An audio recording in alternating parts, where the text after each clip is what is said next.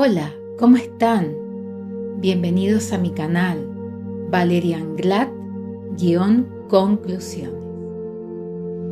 Y a propósito de estas fechas y de este mes tan mágico como es el mes de diciembre, saludando a todos mis suscriptores y por supuesto también dando la bienvenida a los nuevos también que se están suscribiendo y a mis visitantes.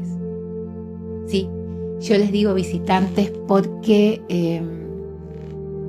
hay derecho a investigar, hay derecho a ver opciones en los distintos canales, entonces a ellos también vaya mi saludo a tu canal, que es un verdadero portal hacia el conocimiento. Y como les decía, el tema que quiero tratar es el tema acerca de la Navidad o también el nacimiento de Jesús. ¿Por qué no decirlo con esa terminología? Porque en definitiva lo que se festeja en la Navidad es el nacimiento de Jesús. Vamos a ver ahora que en razón de estas fechas y que ya están prácticamente encima nuestro,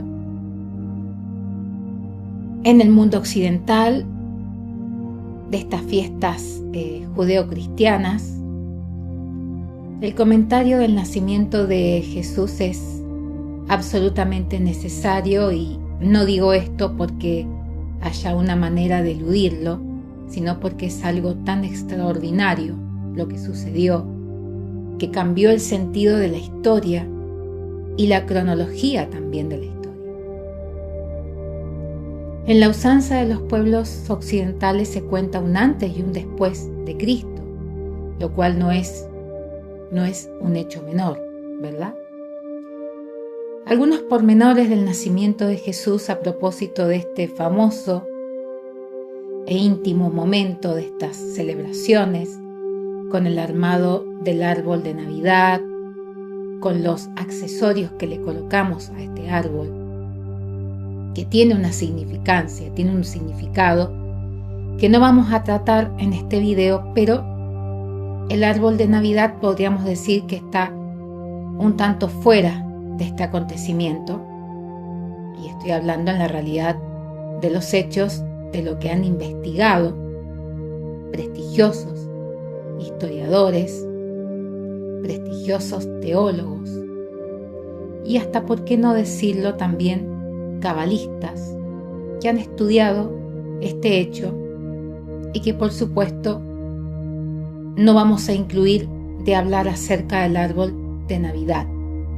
Si bien ustedes pueden dejarme en los comentarios si les interesaría saber, a propósito de las fechas, cuál es el origen de esta tradición de colocar un árbol de Navidad con accesorios, regalos y más.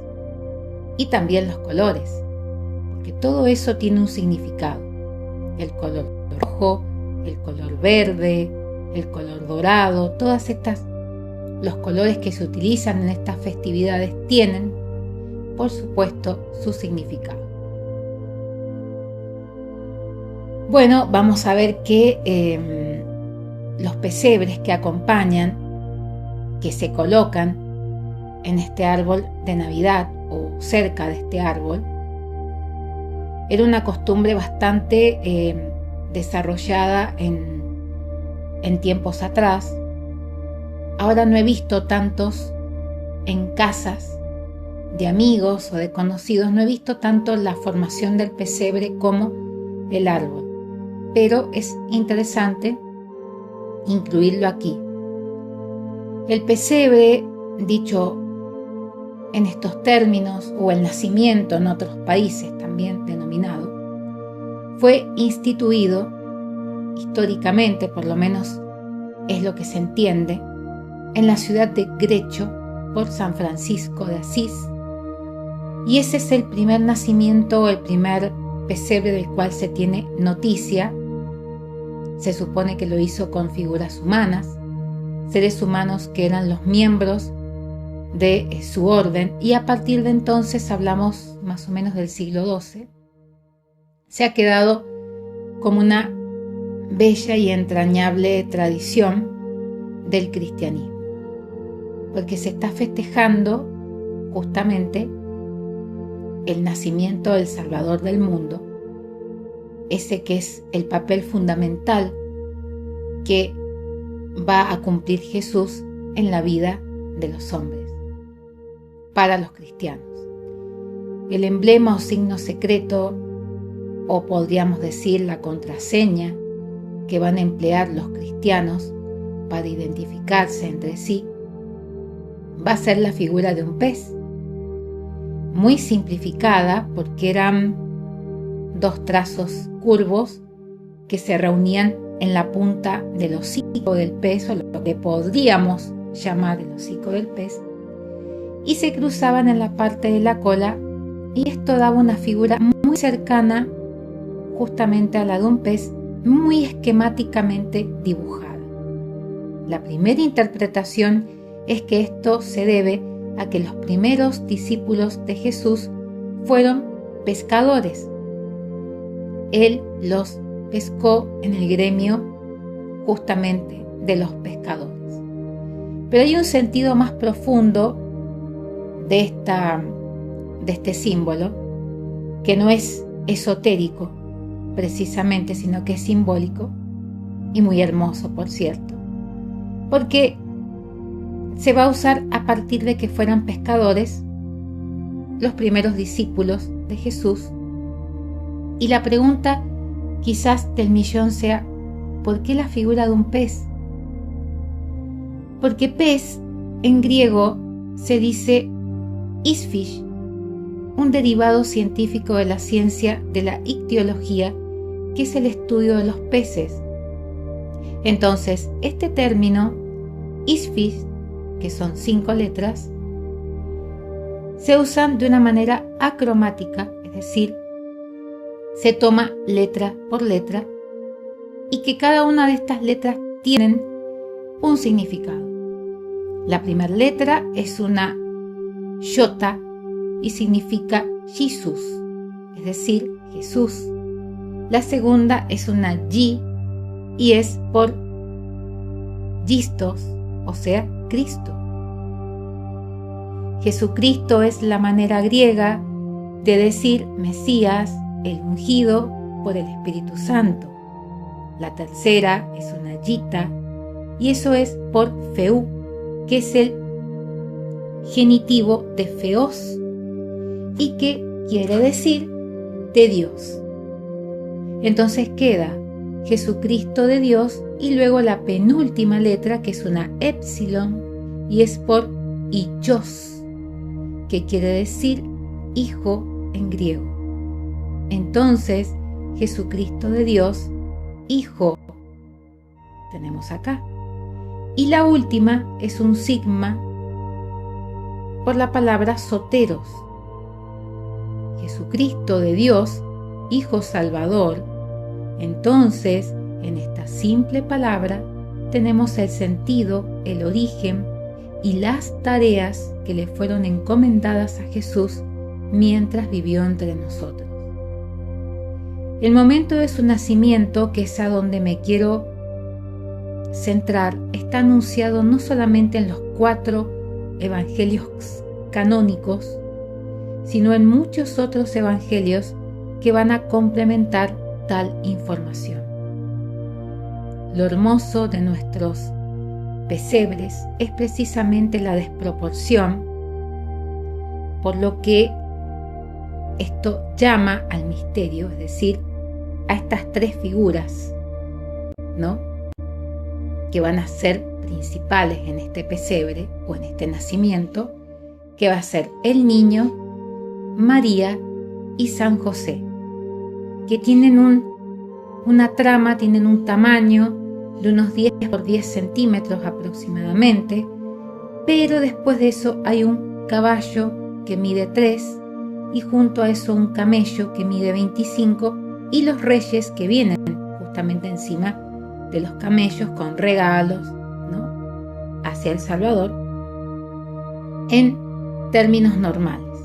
Entonces, cuando nosotros advertimos esta desproporción en la figura, que va a ser una desproporción a mi criterio y al criterio también de muchos investigadores de este tema, tan bella que se observa continuamente en la pintura medieval, que ustedes pueden buscarla. Yo estoy compartiendo acá, durante el transcurso de este video, estoy compartiendo una imagen de lo que sería el primer pesebre de San Francisco de Asís, ¿verdad? Pero ustedes pueden buscar otras y hacer sus propias comparaciones y sacar, como es el nombre de este canal, sus propias conclusiones. Y al lado del pesebre, donde está el niño, hay un buey y un asno. Estas dos figuras de animales benéficos no están descritas ni mencionadas en los evangelios que aparecen en la Biblia. Se toman y se incluyen en nuestros nacimientos o pesebres porque provienen de la tradición apócrifa. Sí, apócrifa. Y lo curioso y arbitrario de estas cosas es que, así como la Iglesia rechaza la canonicidad, es decir, la obligatoriedad para la fe de estos evangelios y textos, que son apócrifos, no rechaza ciertas cosas para el folclore popular. Y esto es el caso del buey y el asno. ¿Por qué estos dos animales? Las interpretaciones son tantas como se lo pueden imaginar. El buey en sí es un animal pacífico, un animal que puede indicarnos una tranquilidad, la paciencia, la tolerancia que debe tener el cristiano en todo momento. En tanto que el asno, tradicionalmente, se dice de una persona muy tonta. Y acá paramos un poco porque al burro siempre ha tenido mala prensa, ¿no? Porque siempre se lo ha relacionado con esto de ser burro, de la incapacidad, ¿no?, de una persona para hacer tal o cual tarea. Y quizás alguno puede remontarse en sus recuerdos de la infancia o cuando iba a la escuela. Estoy hablando de generaciones más atrás, ¿verdad? Donde era tan fácil a una persona que un maestro la colocara en el rincón del aula con orejas de burro. Bueno, cuestiones que ahora actualmente son completamente contrarias, ¿no?, a las leyes, son contrarias al derecho, a los derechos naturales, humanos, que toda persona tiene. Y quiero pensar, obviamente, que esto está completamente superado. Pero bueno, al burro y al asno siempre se lo ha relacionado de algún modo, ha tenido esa mala prensa de relacionarlo con la incapacidad, con la tontería. Pero sin embargo, como Jesús en sus prédicas dijo que venía a humillar a los soberbios y ensalzar a los humildes, incluso cuando hace su entrada triunfal en Jerusalén lo hace en un asno, lo cual implica el cumplimiento de la profecía que se encuentra en el Antiguo Testamento. Pero el asno es una bestia de carga que no tiene la dignidad del caballo, por ejemplo, que es un animal, el asno humilde, tiene una mala prensa, como les decía, y querer estudiar de algún modo la historia sin tener en cuenta la civilización egipcia no es algo que se pueda hacer, porque siempre vamos a tener algo de esa cultura nutriéndonos. Y justamente yéndonos a la antigüedad egipcia, a ese primitivo casi, ¿no?, judeocristianismo que se va a querer asomar mucho más adelante, el asno va a desempeñar funciones múltiples. Entre otras, puedo contar el cuento de los dos hermanos, donde uno de ellos tiene la facultad de entender el idioma de los animales y entonces, claro, el asno se está quejando de su condición, de su suerte, y le dice al buey, muy listo, ¿no? En esta parte el asno, a pesar de su mala prensa, le dice, bueno, tú llevas una vida de privilegio, te tratan muy bien, casi no trabajas, te ayuntas con las vacas, en cambio yo padezco todas las inclemencias de los jefes, malos tratos, me dan de palos continuamente, me insultan, pero tengo una ventaja sobre ti.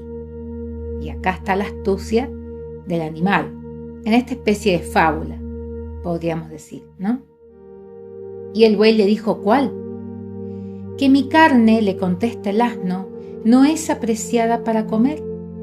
Y tú, como no sirves para nada, no haces nada, ya estás en la línea de los animales que van a ser comidos, inmolados.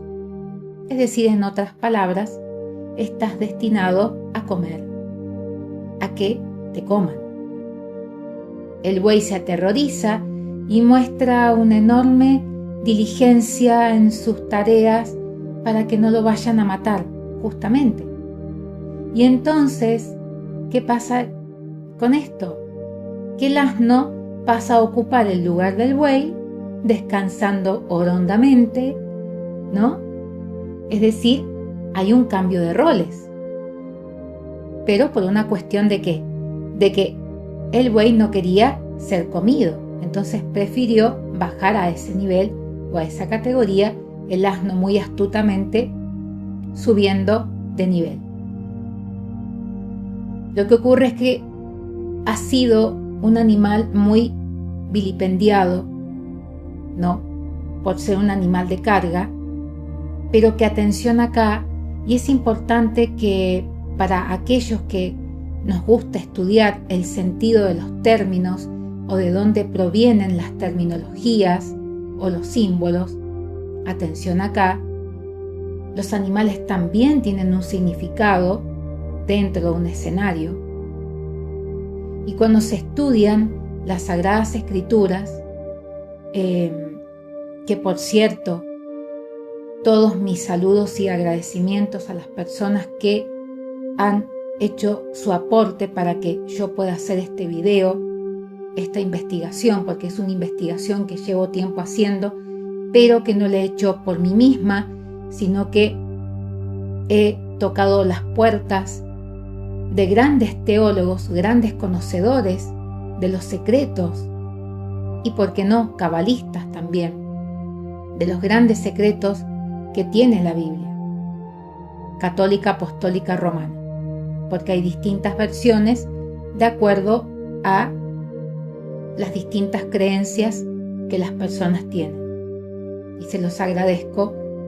No quieren que los nombre, yo respeto esa condición, ese pedido, pero tengo sí que agradecer todo lo que me han ayudado y lo que y siguen haciéndolo para poder haber hecho este trabajo para ustedes, y entonces ver a la historia no como algo pesado o pesaroso, sino verla como el contexto que nos va a servir de algún modo, que nos va a nutrir y que nos va a dar el entendimiento o la comprensión de los hechos.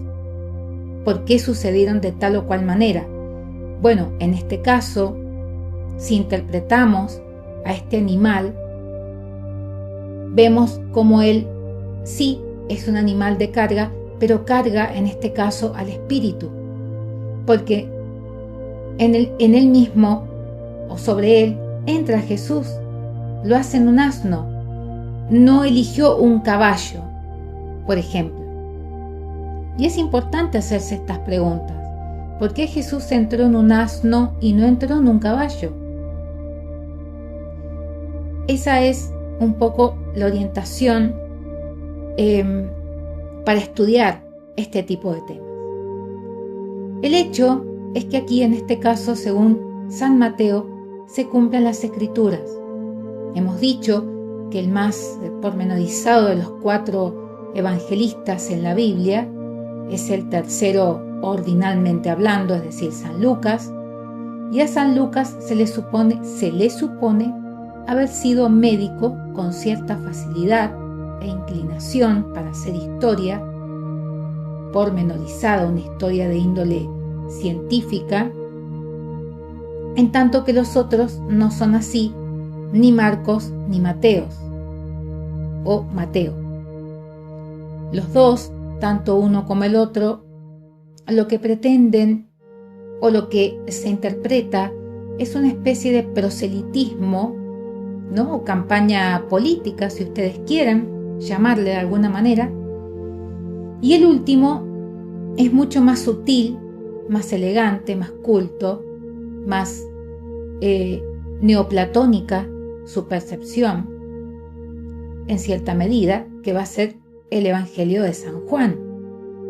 Tratan de lo mismo, pero en cuanto al orden, a los milagros puestos y expuestos en los 3, Mateo, Marcos y Lucas, no coinciden tampoco con el 4º evangelio, que es el de San Juan, denominado también teológico y de otras variantes.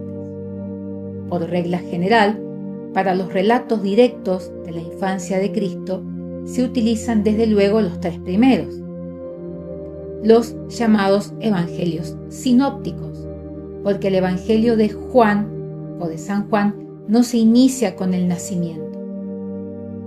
El primer punto de duda para el lector que sea atento es la genealogía, porque encontramos 2 tipos de genealogías que no se corresponden entre sí. Primero en Mateo y la segunda en Lucas. Mateo empieza diciendo: libro del nacimiento de Jesús, hijo de David, hijo de Abraham, porque Mateo habla fundamentalmente a los judíos y quiere demostrar a los judíos que es el nuevo Dios que él anuncia, cuyo discípulo es de la casa real de David y que por consiguiente tiene derecho sucesorio a ser rey de Israel. En el de Marco dice: principio de nacimiento de Jesús, hijo de Dios, y ahí se detiene. Hay una larga introducción a un estilo muy elegante, muy griego, por cierto. Y en el Evangelio de Lucas, en donde dice que va a narrar con la mayor precisión todo lo que sucedió por aquel entonces, y se entiende entre ellos en el gremio de los discípulos de Jesús. Y finalmente en el de San Juan empiezan con el maravilloso prólogo que dice: en el principio del Verbo, y el Verbo estaba cercano a Dios, y Dios era el Verbo. Es decir, no tiene nada que ver con los 3 anteriores, y tampoco en lo sucesivo, porque después de eso se ocupará fundamentalmente el Evangelio de San Juan. Vemos por otras fuentes que era pariente cercano de Jesús. El Evangelio de San Juan, en el primer capítulo, versículo 19 en adelante, no se va a ocupar de los pormenores del nacimiento de Jesús, sino que dice: y este es el testimonio de Juan, que fue enviado hacia él, los judíos de Jerusalén, los sacerdotes y los levitas, para que le preguntasen: ¿tú quién eres? Y confesó y no negó, y dijo: yo no soy el Cristo, es decir, no soy el Mesías. Y le preguntaron nuevamente: ¿quién eres? ¿Eres Elías? Y él le dijo: no, no soy él. ¿Eres profeta? Y contestó: no, y le dijeron: ¿quién eres? Aquí vemos una respuesta, donde dice: yo soy la voz del que grita en el desierto. En algunas otras Biblias dice: yo soy la voz del que clama en el desierto. Estamos hablando de Juan el Bautista. Yo soy la voz del que grita en el desierto: haced planos los caminos del Señor, tal como dijo Isaías el profeta. Es decir, como vemos, a partir de entonces, el Evangelio de San Juan se va a apartar de la narración generalmente lineal de los otros 3 evangelistas. Más, hablábamos de las 2 genealogías de Jesús en Mateo y en Lucas, respectivamente. En el de Mateo nos encontramos una genealogía breve y en Lucas una un poco más extensa. En Mateo nos encontramos con que dice: Abraham engendró a Isaac, Isaac engendró a Jacob, y a su vez Jacob engendró a Judas y sus hermanos, y así sucesivamente hasta llegar, cuidado acá con los números, para el que quiera estudiar profundamente, tenemos varios números cabalísticos. Al número 39 llegamos, y termina diciendo: Jacob engendró a José, esposo de María, del cual nació Jesús, el llamado Cristo, es decir, el llamado Mesías. Y acá termina Mateo hasta con un número sacro. Así pues, las generaciones de Abraham hasta David son 14 generaciones, y de David hasta la transmigración de Babilonia 14 generaciones, y a partir de la transmigración de Babilonia a Cristo son 14 generaciones, lo cual nos da el número 42. Atención acá. Recuerden que los números también tienen un significado. En cambio, en la genealogía que nos presenta Lucas, en el capítulo 3, versículo 23 al 38, nos dice: y este era Jesús, el que empezó más o menos a los 30 años, siendo hijo, según parece, de José. Eso es según se suponía. El texto griego, que es el que se utilizó, ¿no? Todos estos puntos son dignos de estudio. ¿Por qué les digo esto? Porque para quien desee profundizar en esto, porque ya después, más adelante, les voy a comentar que creo que es en el segundo video, pero no manejaban el griego puro, por decirlo de alguna manera. Era un griego mezclado con judío, entonces por eso cuesta tanto a veces investigar estos temas. Todos estos puntos son dignos de estudio para quien desee profundizar, vuelvo a repetir. Entonces, en la genealogía se parte de Abraham, luego dice de Elí, de Matai, de Melquí, y así sucesivamente se va remontando hacia atrás hasta que llega al número 77. Enoc, Eset, Abraham y de Dios. Para Lucas no hay duda de esta descendencia divina, en tanto que en el caso de Mateo encontramos una insistencia en que pertenezca a la casa real de Israel.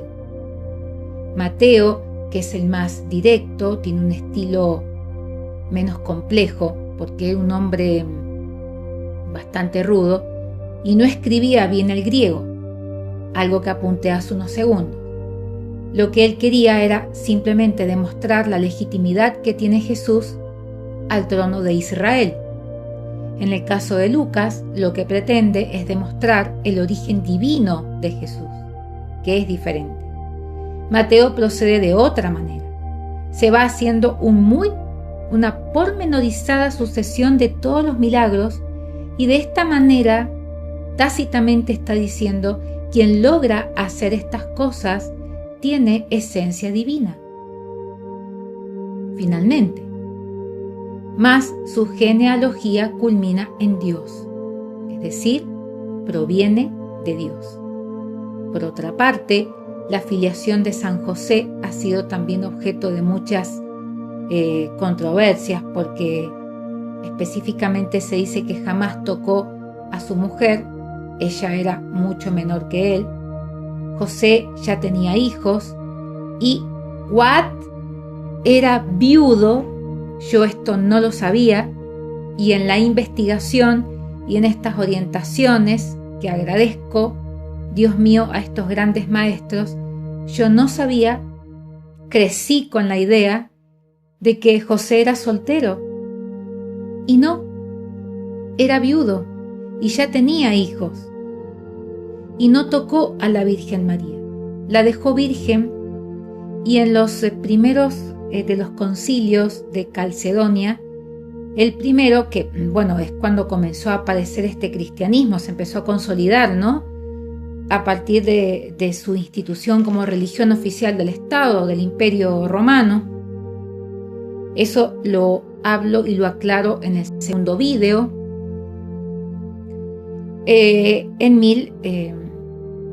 Ya les voy a dar, en el segundo video ustedes van a ver, el imperio, las fechas del Imperio Romano, de la caída del Imperio Romano de Oriente y de Occidente. El Imperio Romano de Occidente, la capital era Constantinopla, y cae en 1453, lo que inicia un nuevo periodo en la historia conocido como el oscurantismo o la Edad Media. Y en el 476, que cae en poder de los bárbaros, va a ser el Imperio Romano de Oriente. Ahí les hice la aclaración histórica, pero que también la vuelvo a repetir en el primer vídeo. En el segundo vídeo. En los concilios de Calcedonia, el primero se declara no solo que es virgen, sino que María va a ser virgen antes, durante y después del parto. Esto es una verdad realmente y significativamente, es una verdad de fe para quien tenga esa convicción. Pero en el propio, incluso en el Evangelio de Santiago, chicos, a esta altura con los aires acondicionados uno ya tiene la garganta destrozada. En el propio Evangelio de Santiago, que es un documento para mí, después de haber estudiado esto, es irreemplazable para conocer los pormenores. Viene en primer lugar el milagro de la vara de San José. Los pretendientes de María por aquel entonces eran muchos, porque parece ser que era muy bonita, y la prueba que se les hacía era darles un palo seco para ver cuál florecía, y el que floreciera era el elegido para tomar la mano de la niña. Recordemos que María tenía entre 14 y 16 años. Yo me inclino más porque tenía 16, pero hay diferentes criterios. ¿Y qué aconteció? Que floreció la vara de San José en este Evangelio. San José tiene muchos escrúpulos, incluso es acusado y hasta amenazado de muerte, porque suponen que siendo María su custodiada, porque en ese tiempo existía el sistema de custodia, una especie de padrino o padrinazgo, suponen que al verla embarazada, José la había violado. Y esto, como se sabe, era un delito gravísimo, que le podía costar incluso la vida. Como todas estas cosas están escritas en algún lugar, pero no suficientemente probadas en ese momento, flotaban en el ambiente de ese entonces, y de ahí que se encargue otro de los evangelistas canónicos de explicarnos el mensaje.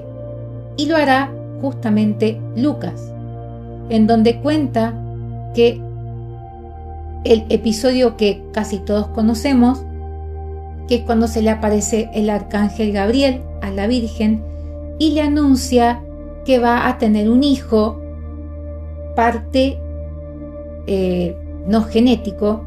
En este caso toda la palabra completa sería partenogenético, porque no va a tener participación humana en este caso. Pero el tiempo es implacable,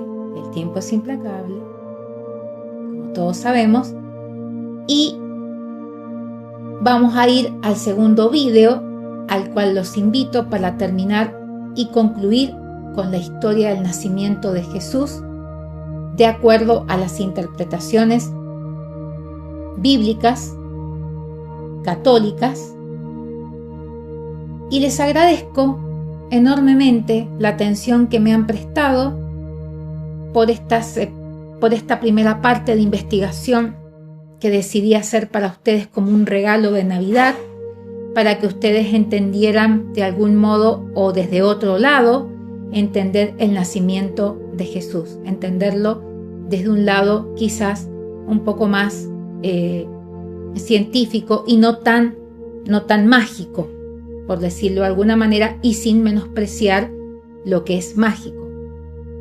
Porque, como les decía, para quien le gusta la investigación y profundizar, todo tiene un sentido y todo tiene una razón de ser y tiene también su propio mensaje. No te quedes en esta parte del video. Vamos a la segunda parte para que te quede este concepto completo, y además, porque en el segundo video te voy a saludar y quiero que escuches el mensaje que tengo para vos o para ti. Porque este canal es un canal abierto, a todos los idiomas latinos, por decirlo así, de raíz latina, para Perú, para Argentina, para México, para Chile, para todos aquellos países de habla española, incluso España. Ya después, más adelante, quizás haga un canal en inglés. Claro que voy a tener que estudiarlo bastante, pero bueno, los invito entonces a la segunda parte que van a encontrar en el segundo video, y espero que les haya gustado. No se olviden de suscribirse a tu canal Valerian Glad-Conclusiones. Te espero para el segundo video y para mucho más que se va a venir en el año 2022. Gracias.